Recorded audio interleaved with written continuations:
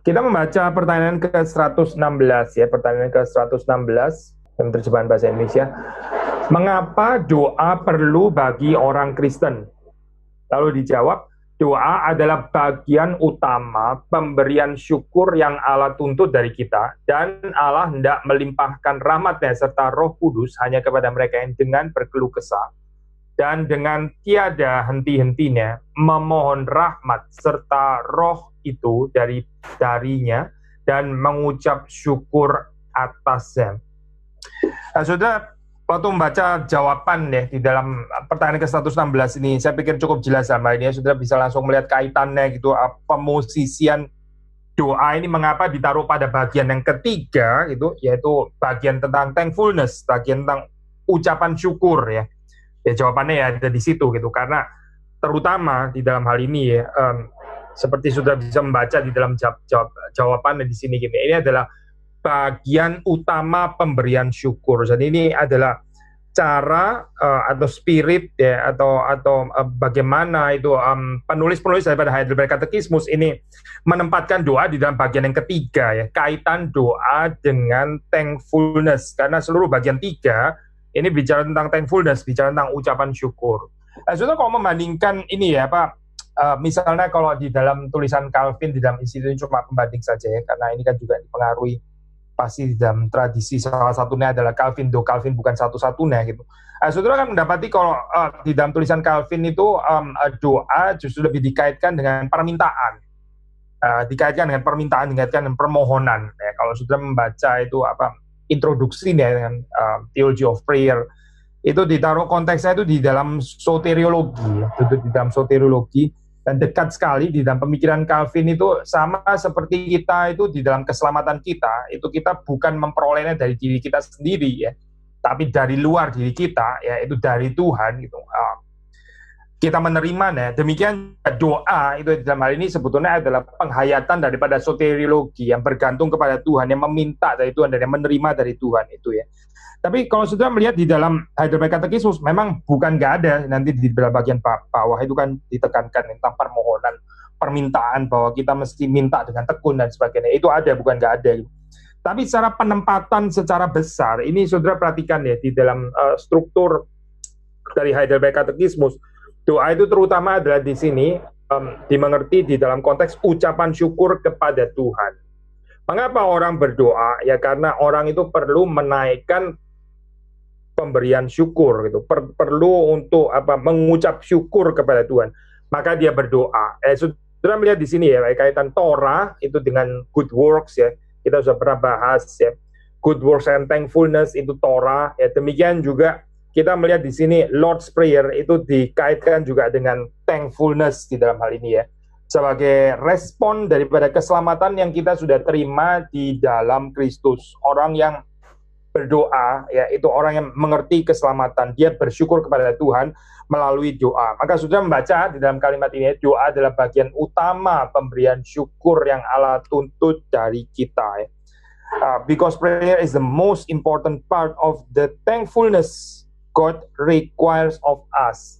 Kalau sudah baca di dalam Calvin ya, itu formulanya sekali lagi penekanannya itu di situ dikatakan di dalam Calvin itu adalah the most important exercise of our faith ya. Jadi sudah melihat di situ ada sedikit perbedaan penekanan ya di sini, whereas Calvin itu menempatkannya di dalam kaitan dengan iman ya, di dalam kaitan dengan permohonan, dengan permintaan, di dalam keadaan diri kita yang kita masih minta kepada Tuhan dan menerima dari Tuhan. Nah, di sini kalau sudah melihat penekanan di dalam Katekismus Heidelberg di sini adalah justru karena kita sudah menerima ya, justru karena kita sudah menerima maka kita bersyukur kepada Tuhan melalui doa ini ya. Jadi doa itu adalah bukan hanya meminta tapi juga bersyukur. Nah, tapi kemudian dijelaskan kalau saudara membaca ya di dalam bagian bawahnya di situ, bukan nggak ada kaitannya dengan meminta ya. Saudara baca di sini, Allah hendak melimpahkan rahmat-Nya serta Roh Kudus hanya kepada mereka yang dengan berkeluh kesah dan tiada henti-hentinya memohon rahmat serta Roh itu darinya dan mengucap syukur atasnya. Jadi ada permintaan, ada permohonan, lalu terus kemudian ada ucapan syukur. Bukan berarti ucapan syukur terus kemudian jadi nggak boleh minta gitu ya, atau merasa spiritualitas itu lebih rendah begitu ya kalau minta gitu. Bukan itu saya, bukan. Nggak perlu juga berpikir seperti itu, karena itu bukan spiritualitas reform saya, bukan gitu. Tapi kita melihat di sini memang ada kaitan tidak terpisahkan antara memohon, meminta, kemudian memperoleh, dan akhirnya bersyukur. Seperti Tuhan Yesus pernah mengatakan, mintalah ya, mintalah supaya penuhlah sukacitamu.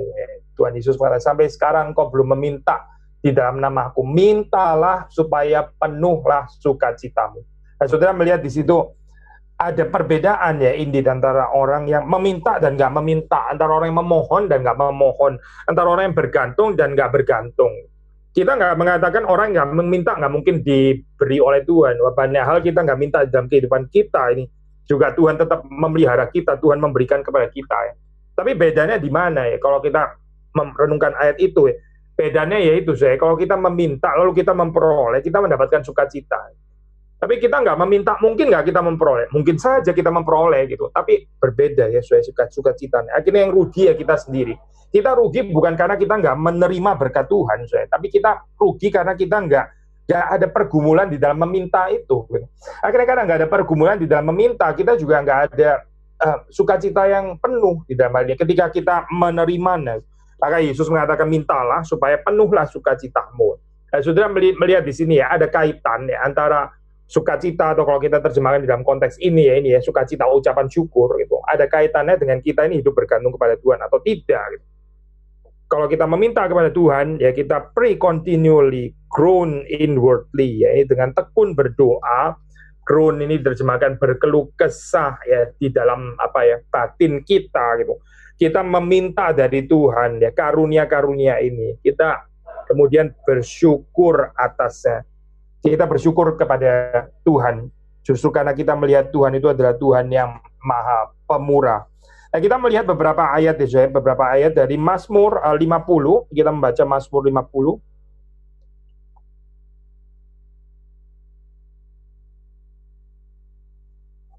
(14, 15).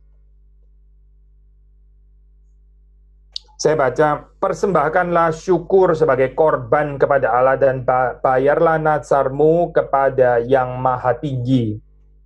15, berserulah kepadaku pada waktu kesesakan. Aku akan meluputkan engkau dan engkau akan memuliakan aku. Ya, kalau saudara lihat ini ya urutannya di sini mempersembahkan syukur ya, bukan berarti terus kemudian setelah mempersembahkan syukur nggak boleh lagi meminta kepada Tuhan, nggak perlu lagi berseru kepada Tuhan di dalam waktu kesesakan. Memang ini bukan masalah saudara, ini bukan masalah mana lebih dulu dan harus selalu seperti itu urutannya ya, bukan begitu saya. Kita percaya orang yang meminta, orang yang memohon, ya, waktu dia menerima, dia bisa bersukacita, dia bersyukur. Setelah dia bersyukur, ya dia tahu Tuhan itu adalah Tuhan yang baik, Tuhan yang sungguh-sungguh peduli dalam kehidupannya, ya, Tuhan yang adil. Nah, ini mendorong dia untuk masuk ke dalam kehidupannya lebih bergantung lagi. Jadi orang yang bersyukur, ya, hidupnya itu akan lebih bergantung kepada Tuhan. Dia suka meminta kepada Tuhan, justru karena dia bersyukur. Ya, jadi ini mungkin kita nggak perlu ini ya kali saya nggak perlu memperdebatkan ya sebetulnya mana lebih dulu sih, itu meminta dulu bersyukur atau bersyukur baru meminta gitu, karena di sini kayaknya kok Heidelberg membahasnya dengan ucapan syukur dulu baru masuk kepada permintaan, sementara Yesus mengatakan ini ya Pak, mintalah maka penuhlah sukacitamu gitu. Tapi terus kemudian kita ketemu lagi di dalam Mazmur 50 ya urutannya, at least di dalam 2 ayat yang kita baca ini kok persembahan syukur lagi yang duluan, baru setelah itu berseru kepada Tuhan di dalam waktu kesesakan gitu ya. Nggak penting lah saya memperdebatkan itu. Karena kalau sudah baca di dalam ayat 15 pun ya, setelah 14 kan persembahan syukur ya. Terus kemudian 15 itu berseru kepada Tuhan ya. Sudah perhatikan di ayat 15 ya. Kemudian setelah berseru kepada Tuhan pada waktu kesesakan, Tuhan akan meluputkan kita dan kita akan memuliakan Tuhan. Ya, balik lagi ke situ kan, sudah. Jadi bersyukur, ya, memuliakan Tuhan, ya, akhirnya bisa berseru kepada Tuhan, setelah berseru mengalami pertolongan, ya memuliakan Tuhan lagi gitu. Ini sesuatu yang akan terus ini ya, saling menguatkan di dalam kehidupan kita ya. Perhaps seperti mirip waktu ya kita membaca Westminster Catechism itu kan ada pertanyaan what is the chief end of man? Apa itu tujuan hidup manusia? Lalu kemudian dijawab to glorify God and to enjoy Him forever. Saya pikir kita juga nggak perlu memperdebatkan ini, mana lebih dulu. Kita memuliakan baru kita menikmati, atau kita menikmati Tuhan baru kita memuliakan Dia gitu. Yang mana sebetulnya yang lebih dulu daripada yang lain? Gak penting saya itu untuk membicarakan ini, karena orang yang memuliakan Tuhan akan semakin menikmati Tuhan. Orang yang bisa menikmati Tuhan akan tergerak untuk semakin memuliakan akan semakin menikmati, dan semakin menikmati akan semakin lagi memuliakan, dan seterusnya dan seterusnya. Kita bisa melihat struktur yang sama di dalam hal ini waktu kita membicarakan tentang kaitan antara minta, memohon kepada Tuhan dengan mengucap syukur. Orang yang minta setelah dia menerima, ya kalau dia tahu diri, ya dia bersyukur. Sekali lagi ya, kita sudah pernah menyinggung cerita ini 10 orang kusta itu ya, mereka disembuhkan oleh Tuhan, tapi terus kemudian hanya satu saja yang bersyukur, yang 9 itu ya pergi mungkin menjumpai imam itu ya, tapi mereka nggak merasa perlu untuk bersyukur kepada Tuhan yang sudah menyembuhkan mereka. Itu membedakan ya di dalam hal ini, bersyukur. Tapi orang yang bersyukur ya, orang yang di dalam kehidupannya bersyukur, dia lebih lagi bergantung kepada Tuhan. Nah, ini sesuatu yang saling menguatkan ya, dua hal ini, bersyukur dan meminta. Kita baca Matius pasal yang ke-7 ya, Matius pasal ke-7 ayat 7 dan 8. Mintalah maka akan diberikan kepadamu, carilah maka kamu akan mendapat, ketoklah maka pintu akan dibukakan bagimu. Karena setiap orang yang meminta menerima, dan setiap orang yang mencari mendapat, dan setiap orang yang mengetok baginya pintu dibukakan. Kita juga membaca dari Lukas pasal yang ke-11 ya. Lukas pasal 11. Ini kalau saudara membaca Lukas pasal 11 itu kan ayat 2 itu kan tentang doa Bapa kami versi Lukas ya. Terus kemudian kita membaca ayat 9. Oleh karena itu aku berkata kepadamu, mintalah maka akan diberikan kepadamu, carilah maka kamu akan mendapat, ketoklah maka pintu akan dibukakan bagimu. Ini ya, seperti saudara tahu, ini kan paralel daripada Matius 7 yang tadi baru kita baca ya. Tapi saya ingin melanjutkan, karena setiap orang yang meminta menerima, dan setiap orang yang mencari mendapat, dan setiap orang yang mengetok baginya pintu dibukakan. Bapa manakah di antara kamu jika anak yang minta ikan daripadanya akan memberikan ular kepada anaknya itu ganti ikan? Argumentasi from lesser to greater di sini 12. Atau jika ia minta telur akan memberikan kepada yang kalajengking. Jadi jika kamu yang jahat tahu memberi pemberian yang baik kepada anak-anakmu, apalagi Bapamu yang di sorga, ia akan memberikan Roh Kudus kepada mereka yang meminta kepadanya. Ia akan memberikan Roh Kudus kepada mereka yang meminta kepadanya. Mungkin bagian ini ya, kalau saudara ini kas Lukas ya bagian ini. Kalau saudara bandingkan dengan Matius ya, saudara nggak mendapati ini ya, yang terakhir yang kita baca ini, memberikan Roh Kudus kepada mereka yang meminta kepadanya. Ini sangat kas Lukas, meskipun ini ya perikopnya itu mirip sekali gitu, tapi Lukas di dalam hal ini mengarahkannya kepada pneumatologi gitu dan Roh Kudus. Saya nggak tahu tadi waktu saudara membaca ya saudara terganggu nggak ya dengan ini ya kalimat yang dikatakan di sini, Allah hendak melimpahkan rahmatnya serta Roh Kudus, melimpahkan rahmatnya dan Roh Kudus hanya kepada mereka yang dengan berkeluh kesah dan dengan tiada henti-hentinya memohon rahmat serta Roh itu darinya. Maksudnya saudara ada terbesit pikiran, masa kita minta Roh Kudus itu? Bukan Roh Kudus diberikan kepada kita, makanya kita bisa meminta. Nah ini loh, kita berada di dalam ini lagi kan ya, di dalam struktur ini lagi ya. Yang mana sih sebetulnya yang betul? Kita minta Roh Kudus, atau Roh Kudus justru yang diberikan kepada kita, makanya kita bisa minta, makanya kita bisa berdoa gitu. Tapi saudara membaca ya di dalam Lukas 11 ini kan Alkitab ya, yang nggak perlu kita ganti-ganti. Saya baca lagi ya saudara. Jadi jika kamu yang jahat tahu memberi pemberian yang baik kepada anak-anakmu, kalimat ini ya, apalagi Bapamu yang di sorga, ia akan memberikan Roh Kudus kepada mereka yang meminta kepadanya. Sekali lagi ya saya, mungkin sama di dalam hal ini ya, kita nggak perlu mempersoalkan dalam hal ini ya. Ada orang itu mempersoalkan hal ini ya, dia pikir dia mau menekankan teologi anugerah, jadi kita nggak boleh meminta Roh Kudus gitu, jadi kita nggak boleh meminta ya, mesti bersyukur, lebih banyak bersyukur dan sebagainya. Jadi kita mesti hanya secara pasif dan sebagainya. Sudah mesti hati-hati ya. Itu bukan teologi reform yang asli. Itu penyelewengan sebetulnya gitu. karena nggak ada respons daripada manusia gitu ya. Alasan apapun saya di dalam ini ya Pak, penjelasan pokoknya arahnya itu harus selalu dari dari atas ke bawah, tapi nggak ada respons apa-apa dari bawah ke atas ya. Saudara mesti berhati-hati dengan gambarannya seperti itu, yang sepertinya mirip dengan teologi reform, tapi itu bukan sebetulnya gitu. Karena kalau sudah melihat di sini di dalam Alkitab itu balance ya, Alkitab sudah pasti balance ya. Bagaimana nggak balance? Kita bacanya yang nggak balance gitu. Kita bacanya yang suka ada persepsi sendiri, ayatnya mana yang cocok dengan sistematik teologi kita ambil, yang nggak cocok yang sudah kita diamkan saja gitu, seperti silence dan sebagainya. Dua-duanya betul sih. Orang bisa meminta, yaitu pasti karena Tuhan sudah memberikan anugerah, makanya dia bisa meminta. Nggak semua orang itu bisa meminta kepada Tuhan di dalam hal ini. Itu adalah anugerah Tuhan. Kalau saudara dan saya bisa meminta, berharap kepada Tuhan dan bersyukur kepadanya. Tapi sekali lagi ya, orang yang bersyukur kepada Tuhan, orang yang yang mendapatkan anugerah Tuhan, ya dia boleh meminta di sini. Saya bahkan meminta Roh Kudus di sini. Mungkin ada yang menafsir, ya ini kan khusus hanya untuk murid-murid kan sebelum Pentakosta, makanya meminta Roh Kudus. Setelah Pentakosta ya nggak ada lagi dong orang minta Roh Kudus gitu. Pertanyaannya, saya kalau kita tafsir seperti ini, berarti penulis Heidelberg Katekismus ini keliru. Masih membicarakan konsep seperti ini untuk kita yang setelah Pentakosta. Saya baca lagi ya, saya baca bahasa Inggris saja. And also because God gives His grace and Holy Spirit only to those who pray continually and groan inwardly, asking God for these gifts and thanking God for them.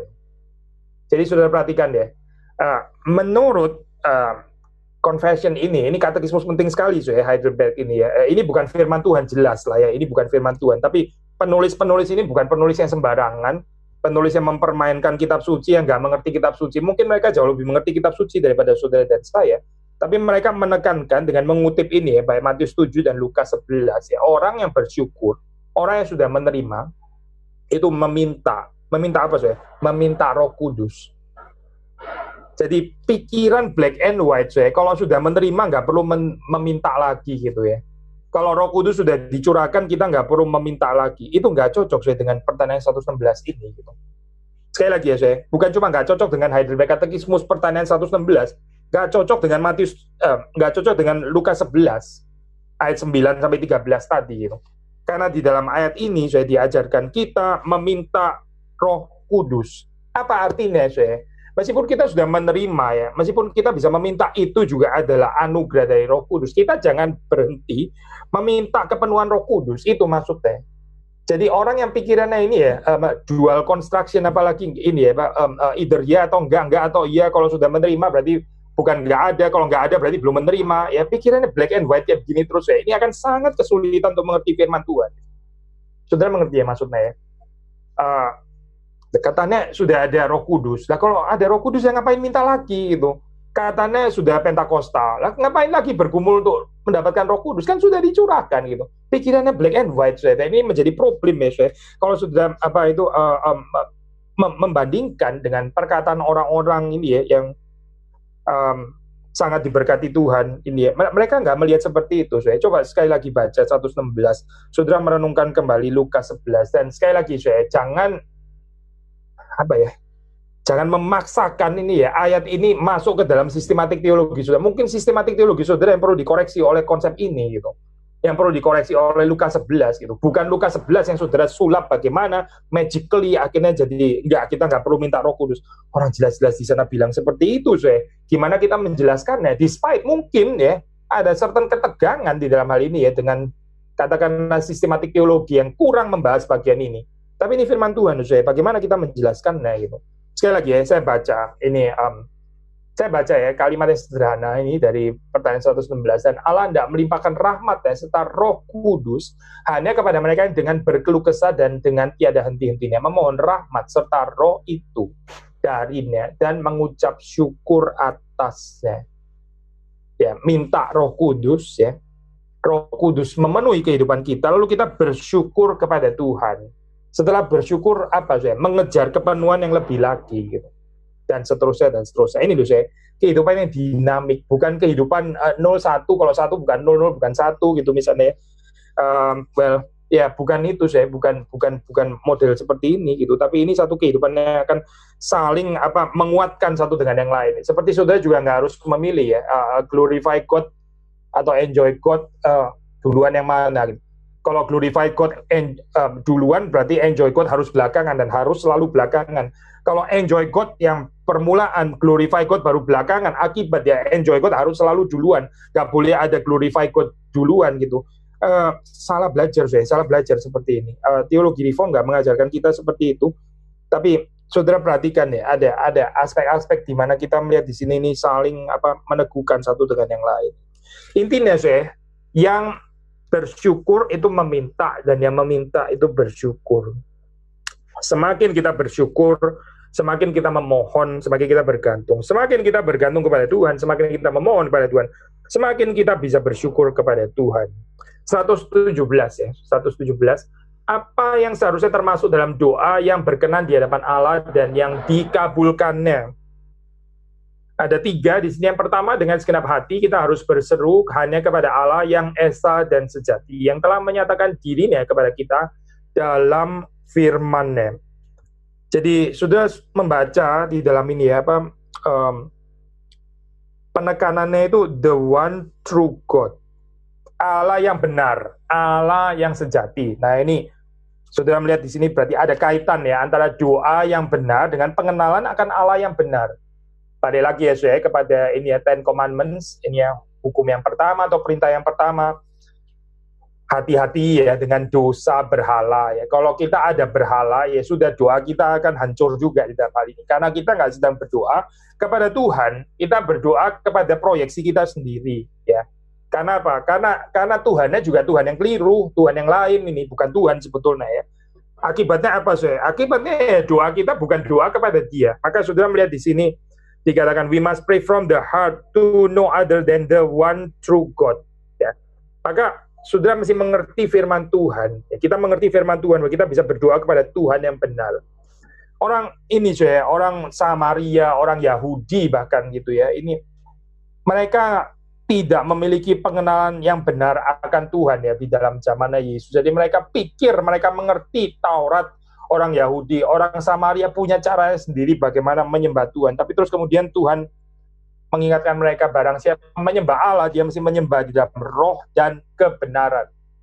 Di dalam roh dan kebenaran. Kita nggak ada waktu cukup saya untuk membahas ini ya daripada Yohanes 4 itu. Tapi intinya adalah, kalau kita mau kaitkan dengan bagian ini, by the way, saya itu Yohanes 4, 22-24 itu dikutip ya di dalam Heidelberg Catechismus. Ini ya, apa yang kita mau katakan adalah, kalau kita mau menyembah Allah, kita mesti menyembah Allah dengan caranya Dia. Kalau kita mau melayani Tuhan, kita melayani Tuhan itu dengan caranya Dia, bukan dengan cara saudara dan saya gitu, bukan dengan cara yang menurut kita baik itu seperti apa. Kalau kita mau berkorban bagi Tuhan, ya kita berkorban dengan caranya Tuhan itu. Tuhan maunya kita berkorban seperti apa gitu, bukan berkorban dengan cara saudara dan saya. Yang kita pikirkan ya, saya maunya korban tuh kayak begini gitu ya. Abraham itu waktu dia berkorban ya, dia diminta Ishak kan Tuhan nggak bilang, Abraham, saya ingin kamu itu berkorban gitu ya. Terus kemudian misalnya Abraham jawab, berkorban apa Tuhan? Ya terserah kamu lah, mau apalah, uang sekeping juga boleh ya, mau kasih apa, mau kasih domba juga boleh gitu ya, atau apa ya, mau serahin Sarah boleh juga gitu ya, atau siapalah yang lain, atau pegawai yang mana ya boleh juga. Oh tidak, saya tidak. Tuhan itu spesifik kok dalam hal ini ya. Berkorbannya Abraham itu dikehendaki Tuhan itu seperti apa? Tuhan itu spesifik. Gitu. Nah, kita ini dalam kehidupan seringkali saya, waktu kita menyembah Tuhan, waktu kita berdoa ya, kita berdoa dengan cara kita sendiri. Kita nggak mau tahu Tuhan itu sebetulnya maunya kita itu berdoa seperti apa. Makanya ini penting sekali ya. Mengenal doa Bapa kami ini penting sekali. Kita bisa belajar di situ. Ini mirip saya seperti saya mesti pakai istilah ini hati-hati ya supaya saudara jangan salah mengerti. Tapi seperti fungsi Taurat ya. Fungsi Taurat dalam pengertian apa saya? Di dalam pembahasan Heidelberg Catechismus ya.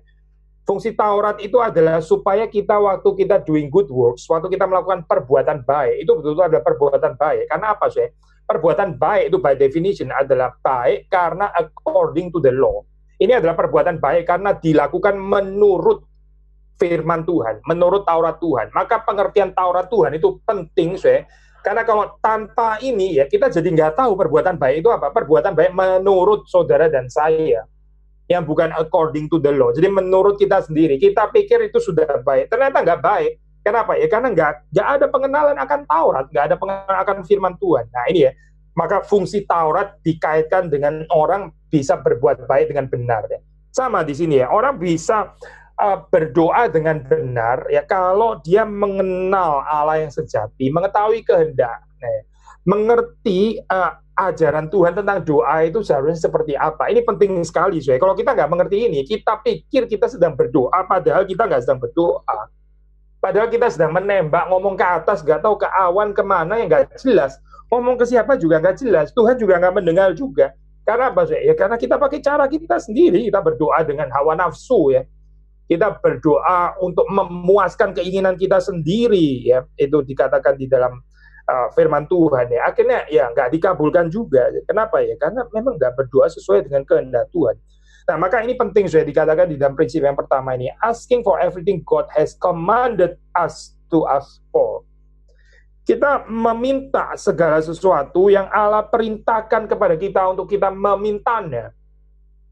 Sekali lagi ya saudara, kita meminta kepada Tuhan apa yang Allah janjikan, gitulah sederhananya. Doa kita itu berapa banyak saya ini apa bergantung kepada prinsip firman Tuhan. Kadang-kadang kita berdoa untuk hal-hal yang lebih merupakan apa ini ya, ya wilayah kedaulatan Allah gitu. Bukan nggak boleh, saya minta itu boleh saja gitu. Tapi itu bukan sesuatu yang apa ya pasti kita dapatkan. Misalnya ya, misal contoh saja gitu ya. Kita berdoa minta kesembuhan gitu misalnya. Ya boleh, bukan nggak boleh, boleh minta kesembuhan gitu. Tapi apakah Tuhan pasti menyembuhkan, atau mungkin di dalam bijaksana Tuhan, ya Tuhan punya rencana tertentu mau mendidik kita dalam kesulitan untuk sementara itu kita ada penyakit, kita kan nggak tahu ya. Tapi kita lebih suka minta kepada hal-hal yang nggak pasti seperti ini ya. Tapi ada hal-hal yang sangat pasti loh, saya di dalam Alkitab itu yang betul-betul dijanjikan Tuhan, tapi kita nggak tertarik untuk memintaannya. Kenapa ya? Hal apa sih misalnya? Misalnya saya di dalam Alkitab itu ada dikatakan, kasihlah Tuhan Allahmu dengan segenap hatimu, segenap akal budimu, segenap kekuatanmu, segenap jiwamu.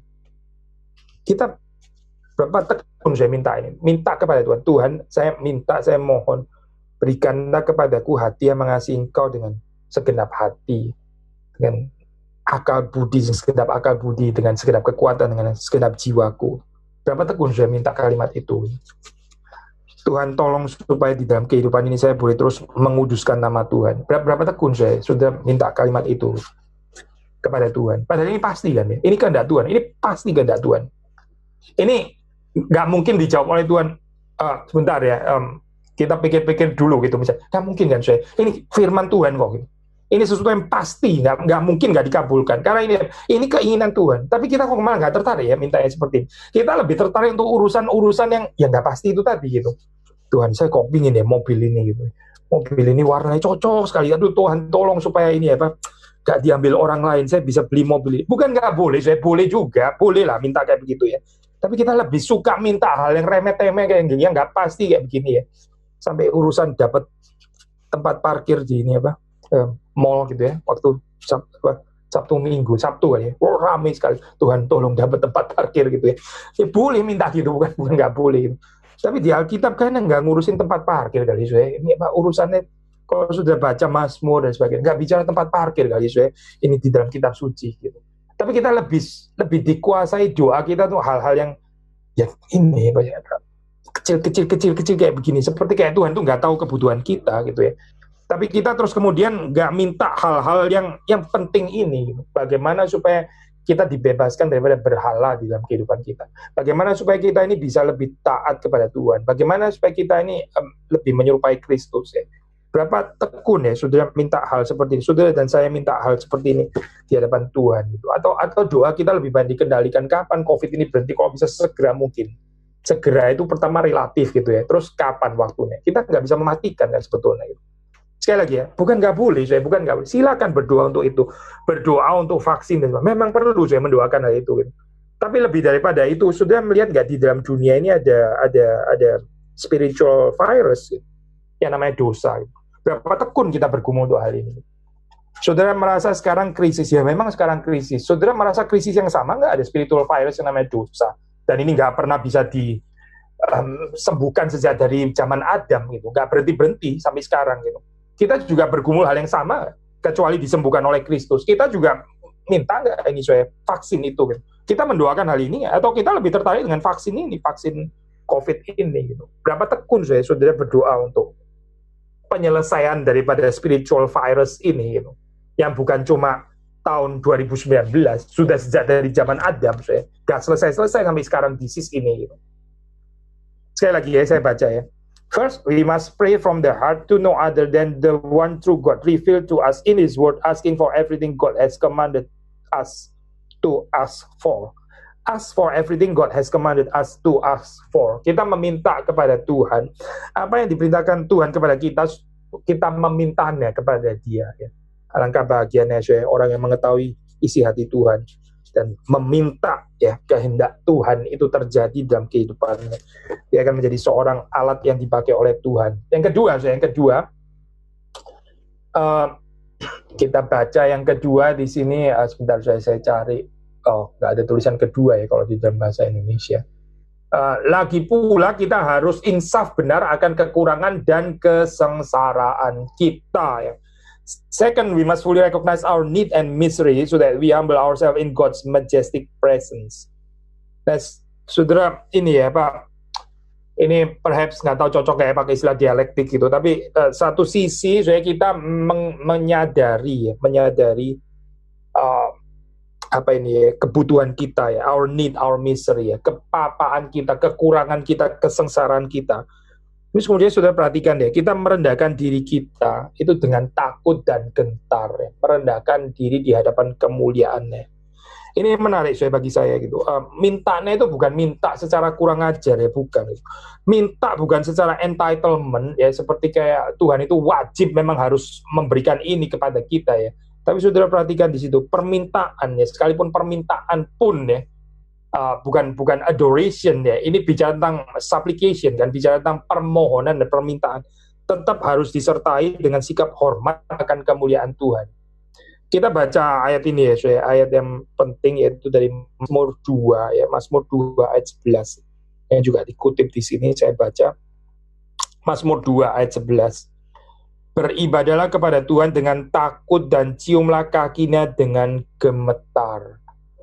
Ciumlah kakinya dengan gemetar. Ini ayat yang dikutip waktu penulis daripada Heidelberg Catechismus mengatakan we must fully recognize our need and misery. Kita harus mengakui ya kebutuhan kita ya, kesengsaraan kita, kepapaan kita, kemiskinan kita. Lalu kita itu merendahkan diri di hadapan keberadaan atau kehadiran Tuhan yang mulia itu ya. Di sini dikatakan yang menakutkan itu ya, membuat gemetar. Saudara, kalau kita bisa mengerti hal ini ya, saya percaya kehidupan permohonan kita itu berbeda gitu. Kita ini seringkali salah gitu waktu kita memohon kepada Tuhan. Kita pikir gambaran Tuhan itu seperti kayak gambaran yang intim saja gitu ya, intim saja. Ya ini Tuhan mengetahui keperluanku, kebutuhanku. Tuhan sangat peduli dengan aku, Dia sahabat yang sejati gitu ya.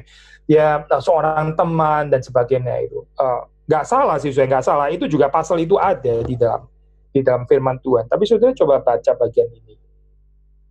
Di sini dikaitkan antara pengenalan akan kebutuhan saya, lalu terus kemudian juga pengenalan bahwa Tuhan yang saya hampiri itu adalah Tuhan yang membuat saya gentar.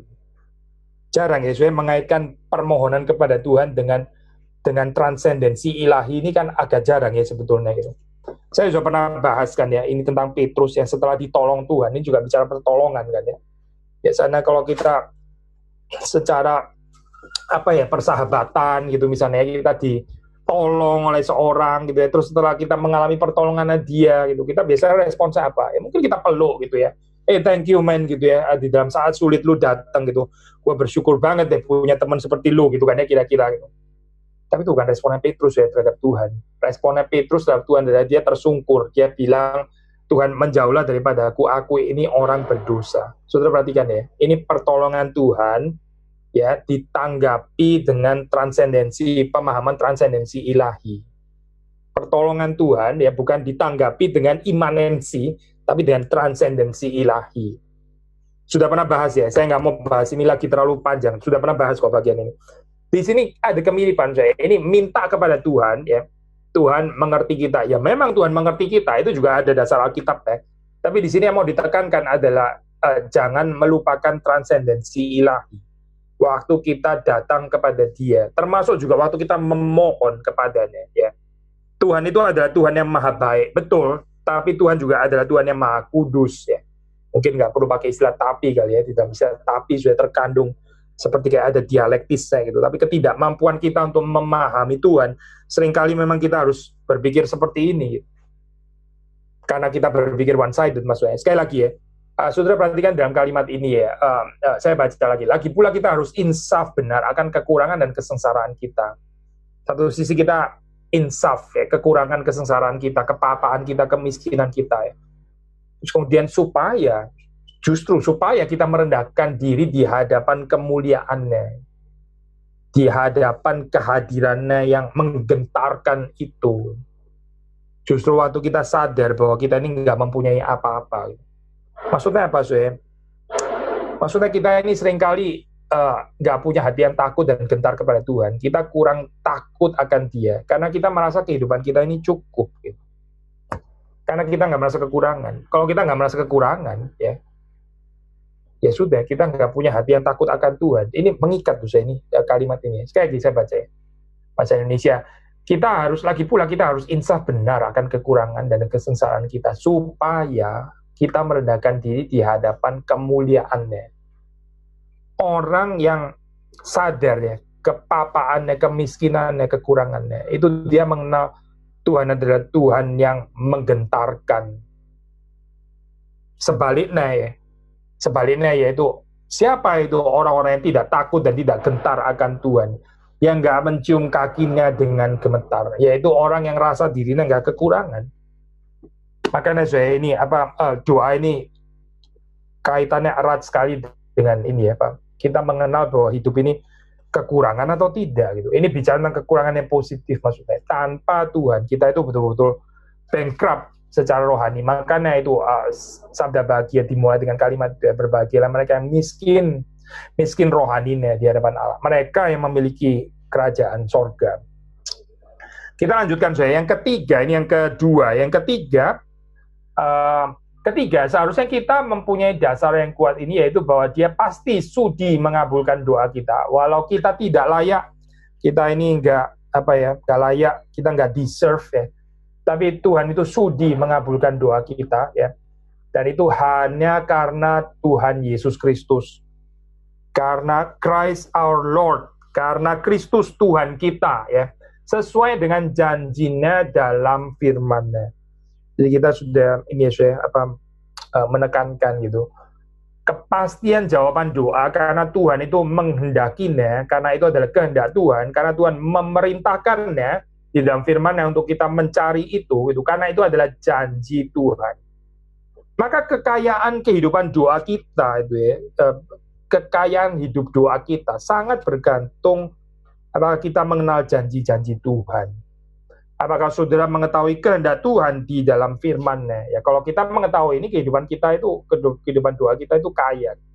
Ada orang kehidupan doanya kelihatan seperti kaya ya, padahal sebenarnya putar-putar doanya semua cuma untuk ini ya, untuk situasi kondisi yang tadi saya sebut gitu ya, supaya dapat parkir lah ini loh, seperti kaya sekali doanya, tapi putar-putar ya. Kalau saudara dengar lagi, mana janji Tuhan yang ada di dalam doa ini? Hampir nggak ada, hampir nggak ada janji Tuhan ya.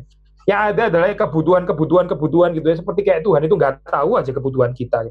Tuhan mengerti kok kebutuhan kita. Saya bukan mengatakan ini ya, saudara nggak boleh berdoa untuk kebutuhan saudara. Kayak ini di dalam doa Bapa kami kita diajar untuk menyatakan kebutuhan kita juga. Tapi saudara perhatikan ya, proporsinya itu loh. Coba saudara lihat gitu ya. Ini proporsinya itu di dalam doa Bapa kami. Isinya itu apa gitu? Masa bicara tentang piring, bicara tentang nasi, itu 90% gitu di dalam doa Bapa kami? Kan tidak ya. Apa yang kita bisa belajar dari doa Bapa kami? Ada permohonan tentang nasi, ya boleh, tentang nafkah, boleh gitu. Memang ada kok di dalam doa Bapa kami. Tapi kita berdoa juga nggak untuk ini ya Pak, ketidakmampuan kita untuk mengampuni orang lain. Kita bergumul hal yang sama juga nggak? Kita berdoa nggak untuk hal itu gitu, belajar supaya bisa mengampuni orang lain, mengampuni dan diampuni. Ada nggak saya ini apa pergumulan seperti ini yang let's say proporsi ini ya kurang lebih harusnya mirip dong dengan kebutuhan nasi itu tadi gitu. Kita kalau mau sih bisa betul-betul jumlah katanya gitu ya, tapi ini ridiculous, rada ridiculous. Tapi untuk mengetahui proporsinya betul-betul gitu ya, ini apa berapa persen gitu. Mungkin boleh juga sih dilakukan. Lalu di situ kita akan mendapati bahwa doa kita itu seringkali nggak proporsional sebetulnya. Kapan kita berdoa proportionally, berdoa minta nama Tuhan dikuduskan selama setahun? Berapa banyak saya doa itu? Doa yang sungguh-sungguh ya, struggling, minta nama Tuhan dikuduskan. Itu berapa persen dari dalam kehidupan kita? Mungkin berikanlah makanan kami yang secukupnya itu tadi ya, yang lebih proporsinya mungkin sangat membengkak gitu. Ya, tapi kita akan membahas ini dalam bagian waktu masuk ke dalam ini ya, konten daripada doa Bapa kami. Ini kan baru pendahuluan. Jadi sekali lagi ya, ketiga ini kita memang tidak layak untuk mendapatkannya, tapi kita mendapatkannya itu satu kepastian Tuhan sudi mengabulkannya, memberikannya kepada kita. Jadi ini unshakable ya, ini fondasi ini nggak bisa digoncangkan. Mengapa? Karena Kristus Tuhan kita itu menjadi dasar daripada doa kita ya. Fondasinya itu ada pada Kristus ya, bukan klien kita, bukan klien saudara dan saya, tapi ada pada Yesus Kristus. Nah kita masuk ke pertanyaan 118 ya, ini sebetulnya pertanyaan terakhir karena pertanyaan 119-nya itu adalah ya ini isi daripada doa Bapa kami ya, yang saya percaya kita more or less hafal atau ini. Yang kita hafal by the way memang seringkali adalah versi Matius ya, sebetulnya membahas dari versi Lukas ada keindahannya sendiri. Saya pernah khotbahkan ini apa saya versi Lukas, sudah bisa search di YouTube sih, ada ini ya, ada khotbah saya bahas tentang doa Bapa kami tadi dari versi Lukas gitu. Ada keindahan tersendiri dalam versi Lukas. Tapi yang kita seringkali baca atau hafal, ya ini memang versi daripada Matius. Nah, sekarang pertanyaan 118 ya. Apa yang Allah perintahkan agar kita memohon kepadanya? Apa yang Allah perintahkan? Jawabannya adalah segala sesuatu yang kita perlukan, segala kebutuhan rohani dan jasmani yang disimpulkan Tuhan Yesus Kristus dalam doa yang diajarkannya sendiri kepada kita. Penekanannya adalah ini saya, kita punya kebutuhan itu adalah both ya, spiritual and physical. Bukan cuma spiritual tanpa physical ya, tapi juga bukan cuma physical tanpa spiritual. Kita nggak mengenal ini ya saya, ini apa namanya saya, dualisme, dikotomi yang nggak berguna gitu ya. Whether spiritual tanpa physical atau physical tanpa spiritual, dua-duanya itu di-include kalau sudah melihat di dalam doa Bapa kami ya, dan itu ya dirajut dengan indah oleh Tuhan kita, sehingga di sini kalau kita melihat Tuhan bukan tidak memperdulikan kebutuhan jasmani kita, Tuhan memperdulikannya, tapi Tuhan juga memperdulikan kebutuhan rohani kita ya. Yang memang kita seringkali tekankan adalah manusia itu lebih peka ya tentang kebutuhan jasmaninya, tapi manusia seringkali itu kurang peka terhadap kebutuhan rohaninya. Nah ini ada satu kebahayaan, bukan karena kita mau mengatakan bahwa kebutuhan jasmani itu nggak usah lah, nggak penting gitu misalnya, atau di dalam pengertian ya nggak usah berdoa untuk kebutuhan jasmani, bukan mau mengatakan itu saya, bukan gitu, karena Tuhan juga peduli kok sebetulnya kebutuhan jasmani kita. Cuma seringkali secara apa ya, natur kita yang berdosa, kita itu lebih sadar misalnya ya, kalau kita lapar secara lahiriah, lapar secara jasmani, kita itu sadar ya, saya lapar gitu ya, tapi di dalam keadaan rohani yang lapar nggak ada kesadaran gitu. Kalau kekurangan nutrisi firman gitu ya, orang bisa nggak sadar gitu, padahal sudah kurus kering gitu ya, tapi nggak sadar. Tapi begitu urusan jasmani ya, begitu urusan apa ini ya, lahiriah, orang seperti punya kesadaran langsung gitu, tanpa nggak usah dia ajari gitu ya. Mata ini ya, kalau nggak bisa melihat dengan jelas, mulai kabur, minus atau apa, atau plus, kita terganggunya langsung sadar, saya terganggu ini, saya nggak bisa melihat dengan jelas. Tapi apakah kita juga sama ya, terganggu waktu kita nggak bisa melihat visi yang dari Tuhan, waktu kita nggak jelas melihat kemuliaan Tuhan, waktu kita nggak jelas melihat Tuhan yang kakinya mesti dicium dengan gentar, itu kita nggak jelas, ini image apa sih sebetulnya gitu. Kenapa saya nggak mengerti image ini? Kenapa nggak ada image ini di dalam kehidupan kita? Kita nggak jelas sebut tentang ini, tapi kita nggak sadar kalau ini nggak jelas gitu. Tapi kalau kita melihat jauh, nggak bisa lihat itu, langsung kita sadar ini kita nggak bisa lihat. Saya perlu kacamata, saya perlu ini revisi nih ukuran kacamata saya. Kita langsung jelas gitu. Nah inilah saya kehidupan manusia di dalam hal physically ya, dia jelas, dia cepat sadar, dia sangat peka. Di dalam spiritual seringkali tidak jelas. Makanya penting saya di dalam hal ini ya, untuk di dalam anugerah Tuhan ya, mempertajam apa kita punya apa ini ya, indera spiritual, kalau mau boleh tetap pakai istilah indera ini ya, mata rohani ya, telinga rohani ya, ini apa, untuk bisa melihat dengan lebih jelas ya, invisible realm itu ya, untuk bisa mendengar suara Tuhan ya, mendengar firman Tuhan ya, lebih jelas di dalam kehidupan kita. Nah, kita perlu latihan dalam hal ini saya. Maka sudah membaca dalam pertanyaan ke-118 gitu ya, di-include di dalam doa Bapa kami itu apa gitu ya.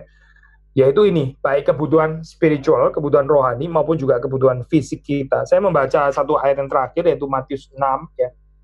Matius 6 ini yang dikutip adalah Matius 6 ayat 33 ya, yang terkenal itu. Saya membaca, tetapi carilah dahulu kerajaan Allah dan kebenarannya, maka semuanya itu akan ditambahkan kepadamu ya. Kalau sudah membaca konteksnya, di situ kan bicara tentang segala sesuatu yang ditambahkan kepadamu, itu kan memang di dalam konteksnya bicara kebutuhan fisik kan ya. Kebutuhan fisik apa? Yaitu makanan dan pakaian. Makanan dan pakaian itu dicari bangsa-bangsa yang tidak mengenal Allah. Tetapi Bapa kita yang di sorga itu tahu bahwa kita memerlukan semuanya itu. Kita memerlukan semuanya itu. Ya, maka apa? Maka 33, carilah dahulu kerajaan Allah dan kebenarannya. Nah, semuanya itu akan ditambahkan kepadamu. Kebutuhan fisik kita ya, yang betul-betul kita perlukan itu di dalam pemeliharaan Tuhan. Gitu. Tuhan itu mencukupkan. Tapi kita, saudara dan saya, ya kita berfokus dalam hal ini untuk mencari terlebih dahulu kerajaan Allah dan kebenaran Allah. Kiranya Tuhan memberkati saudara-saudari sekalian. Pembahasan sampai di sini.